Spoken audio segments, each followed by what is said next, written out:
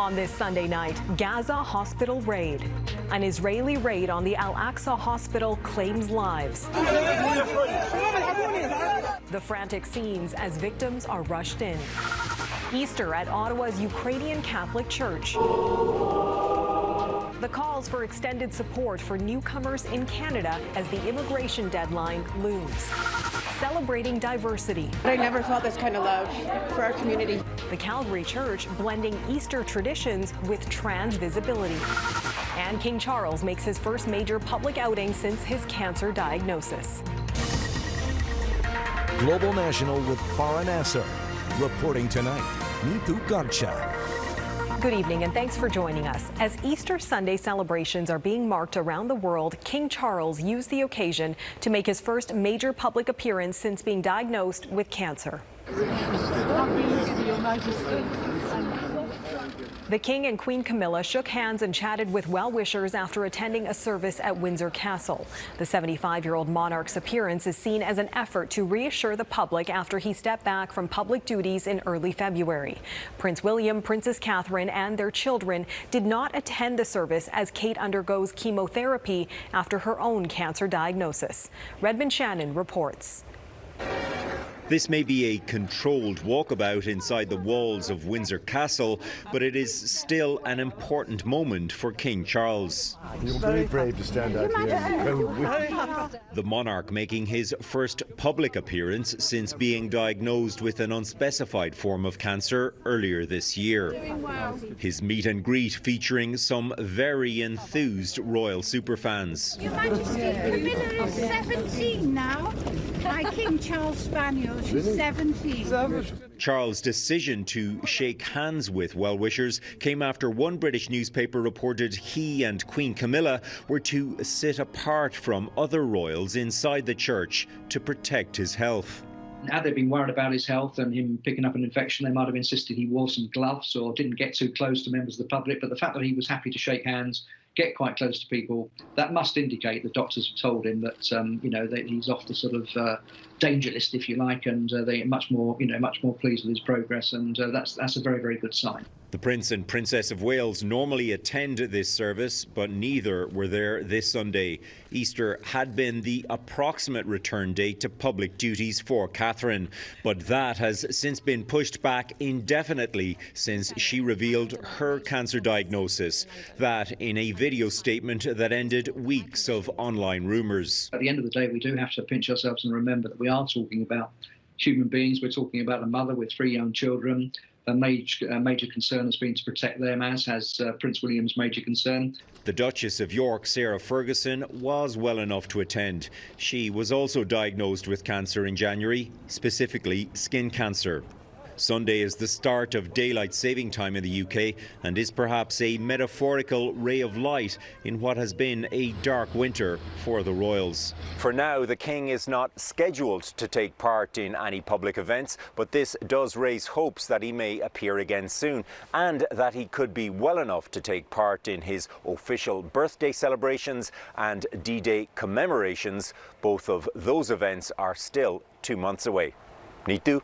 All right, Redmond Shannon outside Buckingham Palace in London. Thanks, Redmond. Pope Francis, who's dealing with his own health problems, also publicly appeared for Easter Sunday services.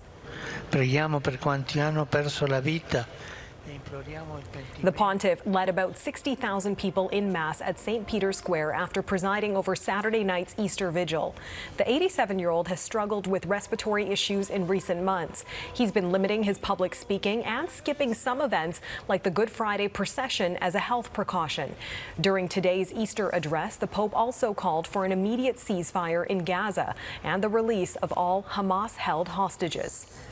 The humanitarian crisis in Gaza is worsening with another Israeli strike near a hospital today. Frantic residents using their bare hands to hoist one victim after another from a tent city outside Al-Aqsa Hospital in the center of Gaza. The Israeli military says it was targeting a senior Islamic Jihad militant in the courtyard of the hospital, but Global News cannot independently verify this claim or the video. 2 people were killed, another 15 injured, according to the Associated Press. Under the UN's Geneva Convention, hospitals are supposed to be safe zones at times of war, but that hasn't always been the case in Gaza, which has dozens of hospitals and health centers. Israel, for its part, accuses Hamas of sheltering militants in or near hospitals.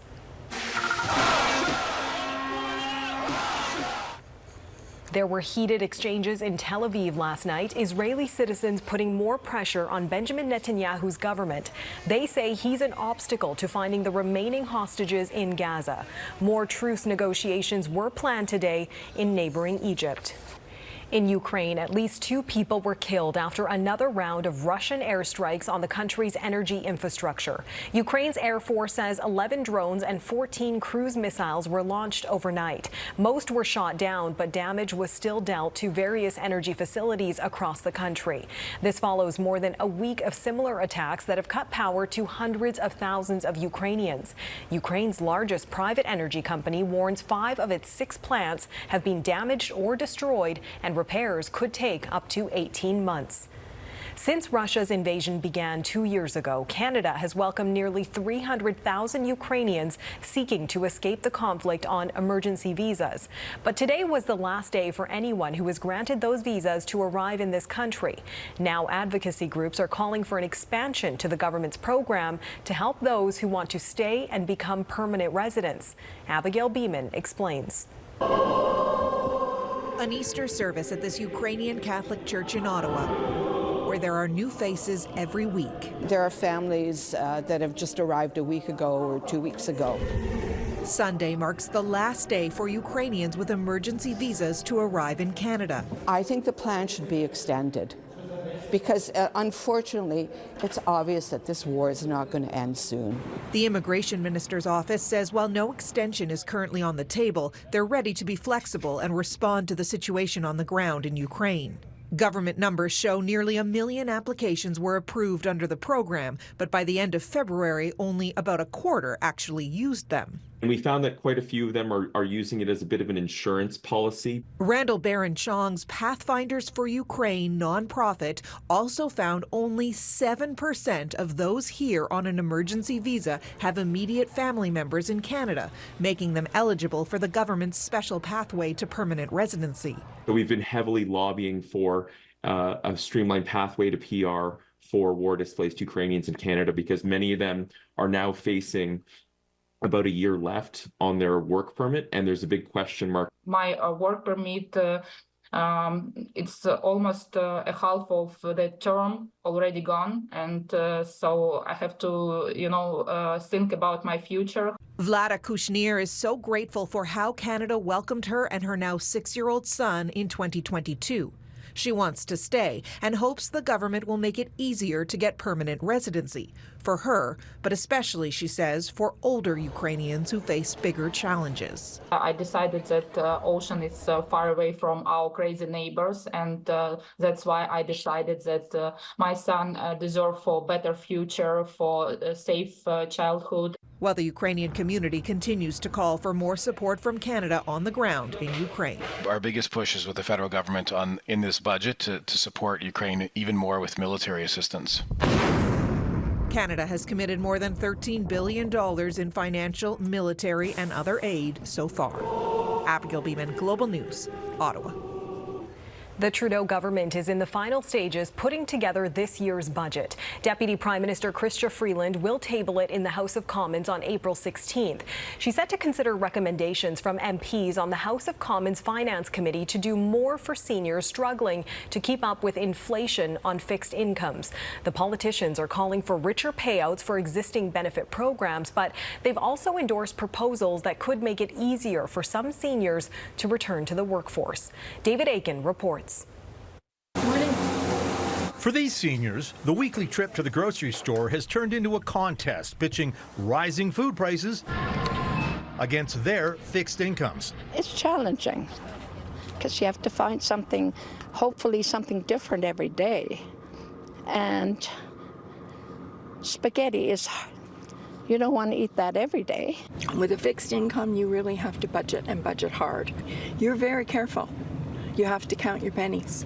Welcome to meeting number 130. A majority of MPs on the House of Commons Finance Committee wants to help even things out with that weekly contest, and they have recommended boosting elderly benefits with an idea to add $50 a month to the guaranteed income supplement and increase old age security by 10% for seniors aged 65 to 74. No tomatoes, no onions, everything else. You got it. Meanwhile, business groups would like to help boost seniors' incomes and ease some labor shortage problems by offering seniors a job. With the baby boomers leaving the job market in large numbers, we've just seen the start of this. We're really worried about where the labor force is going to come from in the future. Okay, yeah. The Finance Committee has taken some of their ideas to heart and recommended Finance Minister Chrystia Freeland adjust tax rates to give seniors more of a financial incentive to go back to work. And that can mean things like deferring CPP, but it could mean other things like withdrawing some of the clawbacks that you might get at fairly modest levels of income. Now, boosting benefit payments would likely cost the Treasury $8–10 billion a year, and that's money that Minister Freeland just doesn't have if she wants to hit debt and deficit targets that she's already announced. But those ideas about tweaking tax rules for seniors who want to return to work might be the kind of less expensive option for a cash-strapped government looking for a way to help some seniors pay their bills. David Aiken, Global News, Ottawa. In the U.S., efforts are now underway to clear the wreckage of that bridge in Baltimore days after its dramatic collapse that killed 6 road workers. Engineers are now trying to dismantle thousands of tons of steel in the water. They're cutting up the fallen bridge into smaller segments so they can be lifted out by cranes. The disaster has also affected 15,000 people and their jobs after the incident forced Baltimore's port to close. Officials say the cost of rebuilding the bridge could soar up to $2 billion U.S. Faith meets inclusivity. Coming up, a Calgary church challenging norms, combining Easter service with a drag show.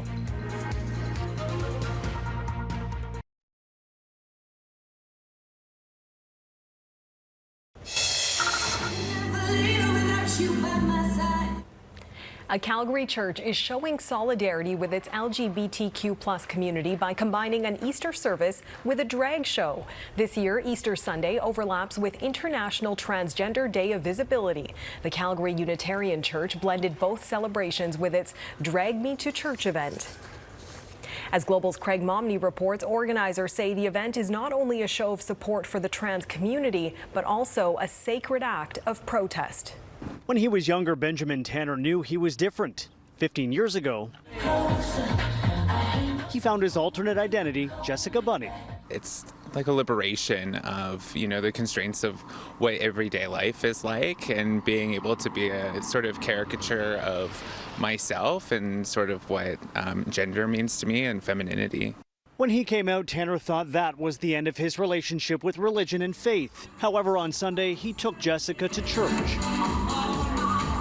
We thought, what a remarkable opportunity to bring Easter and International Trans Day of Visibility together, telling a different version of the Easter story.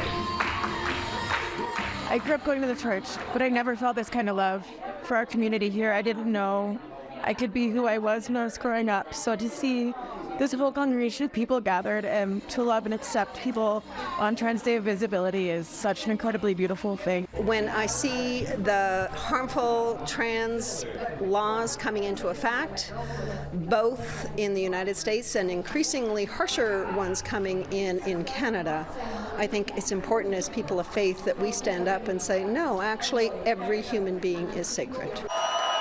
Trans advocate Victoria Buchholz says she's been seeing a turning point. It shows that there's a diversity of responses amongst the religious community, just as there are amongst the secular community.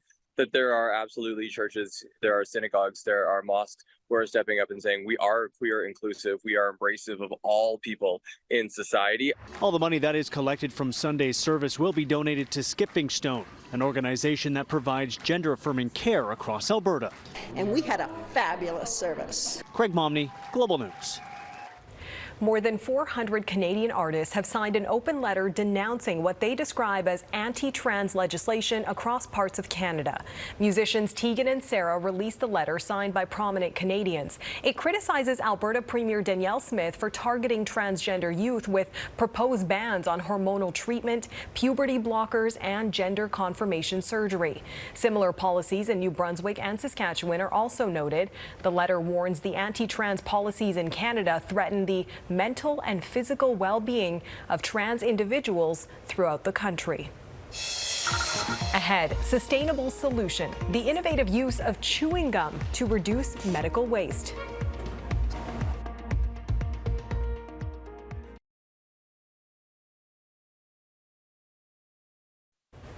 You might not think about it every day, but plastic pollution is one of the biggest challenges facing humanity today. The world produces mountains upon mountains of plastic waste, and Canadians are no exception.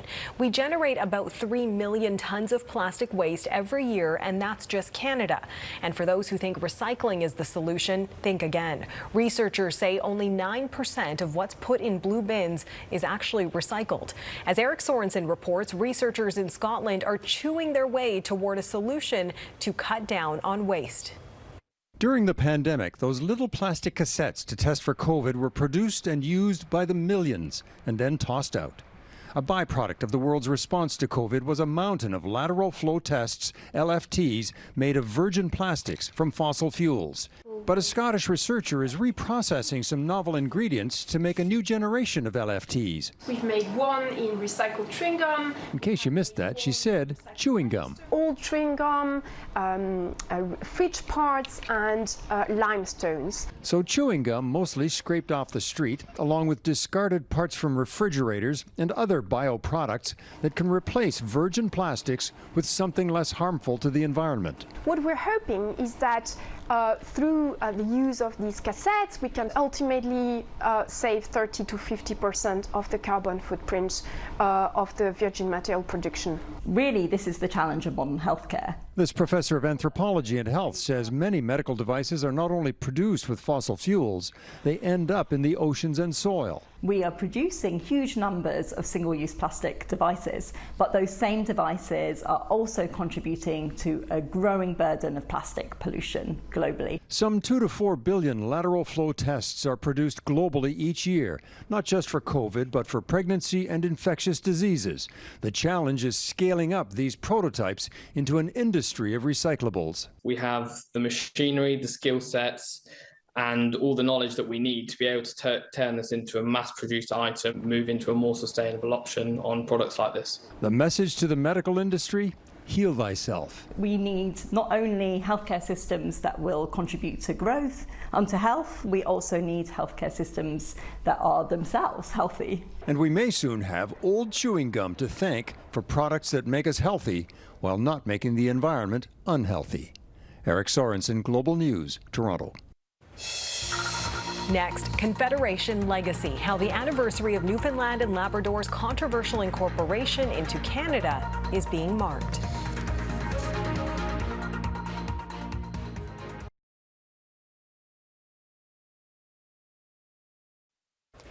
On the 75th anniversary of Newfoundland and Labrador joining Canada, the province celebrates with arts grants and commemorative license plates. Yet the legacy of Confederation still stirs ongoing debate. The province's terms of union failed to address Indigenous rights, leaving many excluded from programs and services. Heidi Petracek explores other overlooked complexities and how Newfoundlanders perceive the history today. Representation in Parliament. It's the original terms of union, making the once British Dominion of Newfoundland into Canada's 10th province. We got the Canadian citizenship, and they just gave one big certificate for the entire province. 2 referendums in 1948 had put the Confederation question to a public vote. The outcome of the first so split that a second was done the next month. While the initial vote offered 3 choices, the next only gave Confederation or responsible government, and Confederation squeaked by. People in the post-war period feared that a return to the uncertainty and the hardship of the Great Depression. And what Canada offered was a kind of economic safety net. But controversy stuck in songs and on film. A conspiracy to sell, and I use the word sell advisedly, this country to the Dominion of Canada. Strange times. And I remember being told by one of my parents that everybody in the graveyard voted to join Canada. The province's first premier, Joey Smallwood, is often seen as Confederation's main architect. But Greg Malone's book, Don't Tell the Newfoundlanders, reveals a twist after he says documents in the nation's archives exposed a secret, that Britain was pulling the strings behind the scenes, offering Newfoundland to Canada so its massive war debt would be forgiven. It was the British who had to make the whole thing appear democratic. So the governor here was sent here to do that deal, to make it happen. And he was the only one who had access to the final vote. For Malone, the result set the stage for years of tense relations with Ottawa over everything from fisheries to offshore oil. A union that would have been better off, he says, if the island had been able to negotiate the terms of union on its own terms. It's not the problem that we joined Canada. I think that's fine. It's the way it was done. On the anniversary of the day the deal became official, debate over what might have been is likely to go on for decades more. Heidi Petracek, Global News, Halifax. And that is Global National for this Sunday night. I'm Neetu Garcha. Tonight's Your Canada is Leading Tickles Newfoundland and Labrador. We love seeing your Canada. Please keep emailing your photos to viewers@globalnational.com. Thanks so much for watching. Donna will be back with you tomorrow. Have a great night.